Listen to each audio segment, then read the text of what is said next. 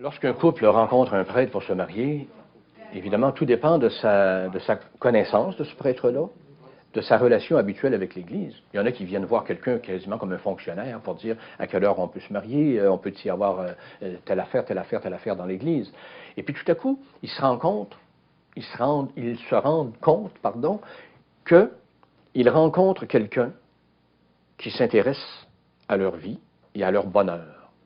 Il y en a parfois qui trouvent peut-être que, tiens, ils ne s'attendaient pas à ça, peut-être même qu'ils trouvent ça indiscret. Il veut se mêler de nos affaires? Non. C'est-à-dire, oui, il veut se mêler de leurs affaires, en ce sens que, quand un couple se présente à un prêtre, le prêtre qui les accueille se dit, il faut que ce couple-là soit heureux. Et il faut faire en sorte qu'ils prennent les moyens pour être heureux. Et puis, ils se sont adressés à nous, nous sommes responsables de les accueillir du mieux que nous pouvons, mais aussi de leur offrir des chemins pour les aider à réfléchir sur ce qu'ils font, puis les aider à se mettre en chemin, dans un chemin ouvert, pas dans un sentier tout croche, mais dans une grande allée droite. Il faut ouvrir les chemins, il faut éclairer les chemins, il ne faut pas marcher dans les ténèbres. Alors, c'est là qu'on offre des choses, des chemins à prendre. Moi, je me dis, s'engager dans le mariage, c'est faire une alliance. C'est pas pour rien qu'on se passe une alliance, un anneau d'alliance. C'est symbolique, ça. Une alliance, c'est quoi? Une alliance, c'est un engagement libre, volontaire. C'est un choix de se marier. C'est pas une obligation. Il ne faut pas qu'il y ait trop de pression autour. C'est un choix libre et volontaire. En même temps, c'est un choix, c'est un engagement. Un engagement à quoi? Moi, je dirais que c'est un engagement réciproque à avoir le souci de l'autre. À avoir le souci de l'autre. L'un dit, moi je m'engage à favoriser de toutes mes forces ton épanouissement personnel, ton épanouissement sous toutes ses formes, ton épanouissement physique, ton épanouissement sexuel, ton épanouissement intellectuel, ton épanouissement spirituel, hein? Un épanouissement total du corps, de l'âme et de l'esprit. C'est ça qu'on a à vérifier, je crois, avant de s'engager dans le mariage. Est-ce que déjà cette réciprocité est là? Est-ce qu'il n'y en a pas un qui est en train, pour parler vulgairement, de siphonner l'autre, tu sais, de toujours profiter de l'autre? Non. Est-ce que c'est mutuel? Est-ce que, comme on dit, on est bien ensemble, mais on est bien parce qu'on sait qu'on peut s'appuyer sur l'autre et chacun son tour et réciproquement? C'est ça, l'espèce d'égalité, qui n'est pas une confusion des choses. C'est deux personnes qui gardent leur personnalité, mais qui vont conjuguer leur vie ensemble, comme, je dirais, deux instrumentistes jouent de la musique, et ils jouent chacun leur partition. Ils jouent chacun avec leur instrument. Votre mariage est appelé à devenir un sacrement. Bon, qu'est-ce que ça veut dire? Tiens, un sacrement. Partons de ce qu'on connaît. Le sacrement de l'Eucharistie qu'on vit à la messe. Hein? Bon, c'est un sacrement. Ça veut dire quoi? C'est une réalité humaine. Hein? On partage du pain. On boit la même coupe si on communie au calice. Ben, c'est des gestes humains, ça. Mais où ceux qui ont la foi disent, là-dedans, dans ce geste-là, il y a une rencontre qui se fait avec Dieu, avec le Christ pour des chrétiens. C'est une réalité humaine, donc, au milieu de laquelle il y a comme un visiteur qui vient nous rencontrer. Alors, on fabrique le geste, on se met ensemble, on le fait. Bon. Ben, alors, continuons notre comparaison. On est à la messe. Arrive un moment où on apporte du pain et du vin, hein, sur la table de l'Eucharistie. Et là, le prêtre dit, « Tu es béni, Dieu de l'univers, toi qui nous donnes ce pain et ce vin, fruit de la terre et du travail des humains. » Dans le mariage, c'est le couple, c'est lui le ministre du sacrement. C'est le couple qui apporte, pas du pain et du vin, qui apporte sa vie, son projet de vie conjugale, avec tout ce que ça comporte, tout ce qu'ils ont déjà construit et tout ce qu'ils vont vouloir construire ensemble. Ils apportent ça et ils disent au Seigneur, parce qu'ils sont des croyants, ils disent, « Tu es béni, Dieu de l'univers, toi qui nous as donné de nous rencontrer ensemble. » Et puis on a fait notre part aussi. On t'offre notre vie conjugale à venir, fruit de ton don de nous avoir fait nous rencontrer et fruit de notre travail, parce qu'on y met de notre part là-dedans. Et puis on te l'offre.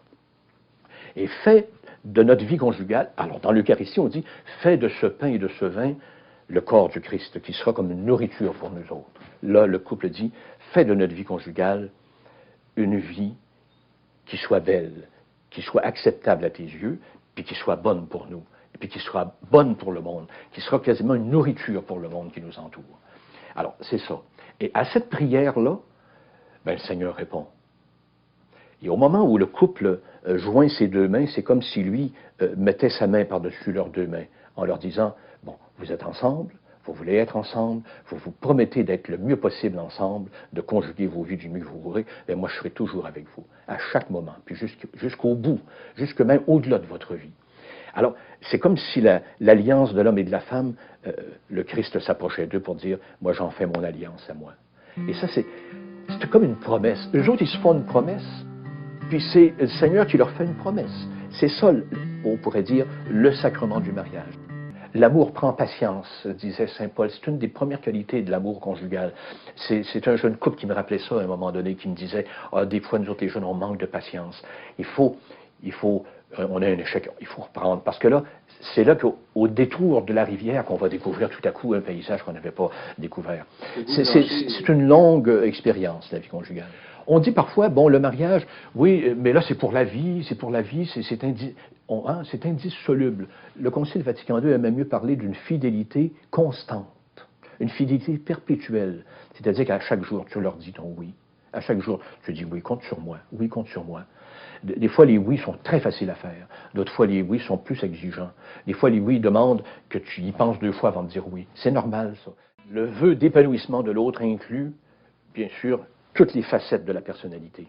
L'épanouissement spirituel, intellectuel, l'épanouissement physique, ce qui comprend l'épanouissement sexuel. Vous savez, parfois, on a dévalorisé dans certains langages chrétiens, pseudo-chrétiens, la vie du corps, la vie sexuelle. Alors que pourtant, les premiers chrétiens n'étaient pas complexés de ce côté-là, pas du tout. Et je dirais, le défi lancé à des chrétiens qui veulent vivre, je dirais, de façon spirituelle leur vie charnelle, et non pas comme des bêtes, et non pas comme des végétaux, hein, vivre d'une façon spirituelle la vie charnelle, c'est de rendre le corps disponible à l'amour, que le corps devienne expression de l'amour. Votre corps, disait saint Paul, c'est le temple de l'Esprit de Dieu.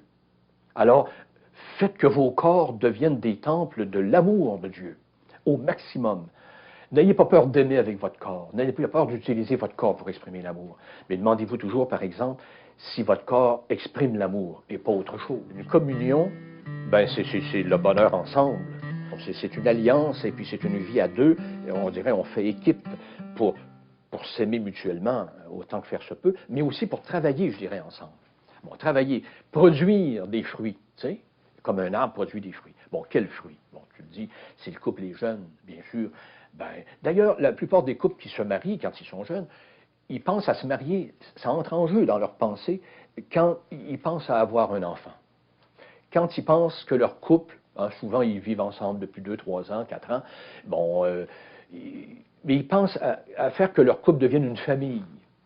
Et c'est là que l'idée de se promettre la stabilité ensemble, il y en a parfois qui disent, j'ai entendu ça, bon, ben, nous autres, on le sait, mais nos enfants, ils auraient besoin de le savoir, eux autres, alors c'est à cause de nos enfants qu'on va se marier. Ben, je dis, ouais, vos enfants, très bien, mais peut-être que ça ne vous fera pas tard, vous autres non plus, de vous l'entendre dire, puis de reprendre cela une bonne fois, là, de renouer les liens d'une façon très précise, et très libre et très volontaire. Mais la fécondité d'un couple, ça ne se résume pas à avoir des enfants.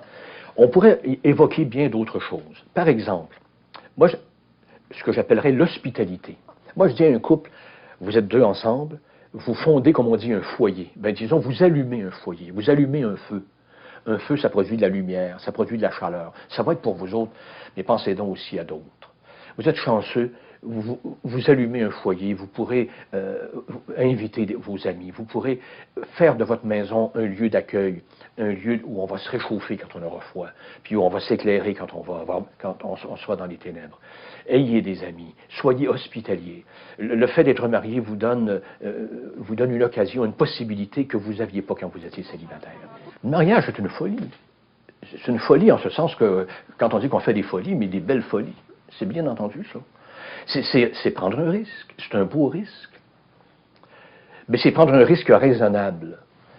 C'est pas calculer au sens qu'on calcule nos scènes, mais c'est prendre un risque sur un autre. C'est parier sur un autre et l'autre parie sur toi. Et ça, c'est la plus belle gageure qu'on peut faire, la vie à deux. Toutes nos amitiés sont indissolubles. Quand on s'engage en amitié avec quelqu'un, si on a cette réticence en disant c'est juste pour quelque temps, c'est pas de l'amitié, ça, cette affaire-là. Or, moi, je crois que le mariage, c'est l'amitié la plus souveraine qui existe. C'est la mise en commun, non pas seulement de ton argent, de certaines choses, même de tes idées, mais c'est la mise en commun de tout ton être. Ton corps, ton esprit, ton être, que tu confies à l'autre et l'autre le confie à toi.